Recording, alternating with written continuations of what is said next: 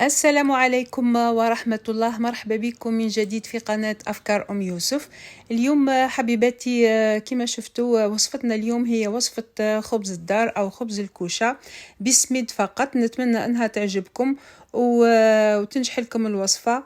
تابعوا معايا حتى لنهاية الفيديو باش نتعرفوا على المقادير وطريقة التحضير. هنا البنات في إناء حطيت كأس دافئ من الماء، ملعقة من خميرة الخبز، كذلك ملعقة من السكر، بياض بيضاء، ونصف كأس من الزيت.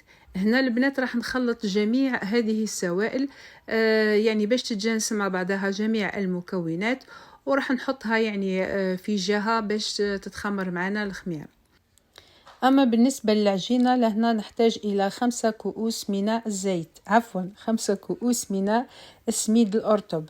لهنا الكاس اللي كنت كيلت به الماء هو نفس الكاس اللي تستعملوه في السميد. هنا كما شفتوا البنات هنا حطيت 5 كيلات من السميد الأرطب. ما لازمش يكون هذاك السميد الأحرش، لازم يكون الأرطب جدا باش تنجح لكم الوصفة.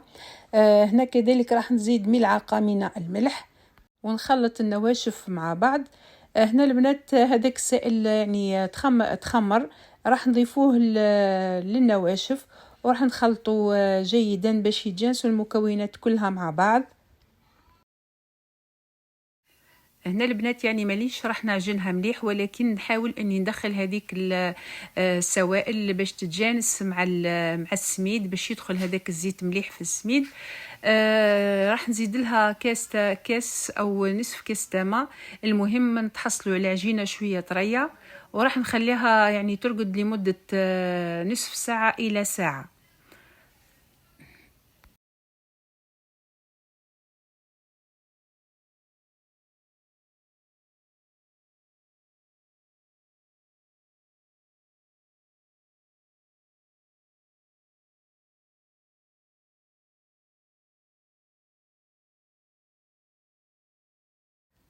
هنا استعملت نصف كأس تمر فقط.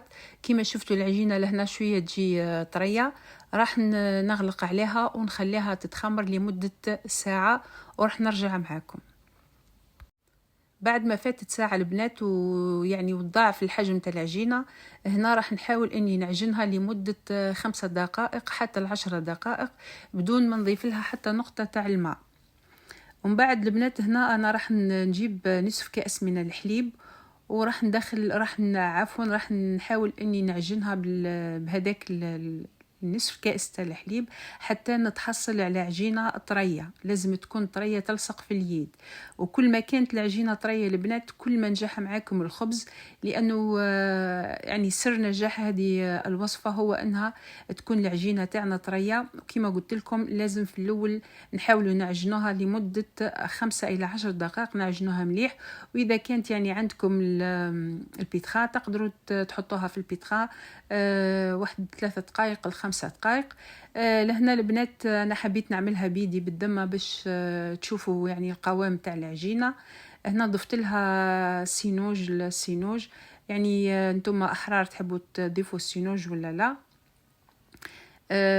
بعد يعني العجينه لهنا ما تحصلت على العجينه طريه ومعجونه مليح.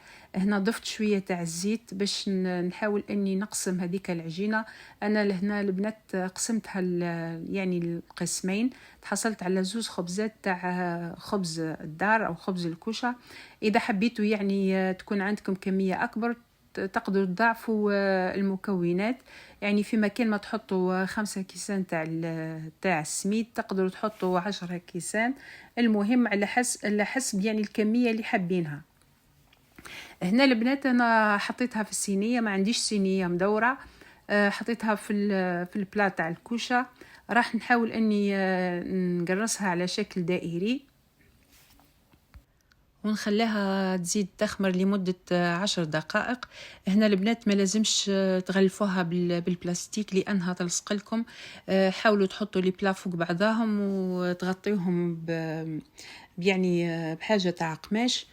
لهنا البنات بالنسبة للبيض ما لازمش تحطوه مباشرة يعني قبل ما تخمر معاكم العجينة، لأنه البيض راح ما يخليش العجينة ذيك تخمر. لهنا عندي لهنا البيض او العظام، حطيت له شويه الحليب. وبالنسبه للتزيين لهنا يعني انتم احرار في التزيين. هنا زينتها بشويه تاع السنوج. انا ما عنديش جوج يعني تقدروا في بلاصه السنوج تحطوا جوج ولا تحطوهم مع بعضهم. بعد ما زينت الخبز تاعي البنات حطيته مباشرة في الفرن. الفرن أنا كنت شعلته قبل على درجة حرارة 200 درجة. يعني لازمكم تشعلوا الفرن تاعكم 5 دقائق قبل ما تطيبوا الخبز باش يطلع معاكم يعني وما يطيحش هذاك وما يهبطش في الطلوع. كذلك طيبته يعني من تحت ومن الفوق. نتمنى أنها عجبتكم وصفتنا لنهار اليوم. اذا عجبتكم الوصفه ما تبخلوش عليا باللي لايك ولي كومنتير، واللي مازال ما اشتركش في القناه نتمنى انه يشترك في القناه باه يوصلوا كل ما هو جديد. وفي نهايه الفيديو ما عساي الا ان اقول لكم دمتم في رعايه الله وحفظه، والسلام عليكم ورحمه الله.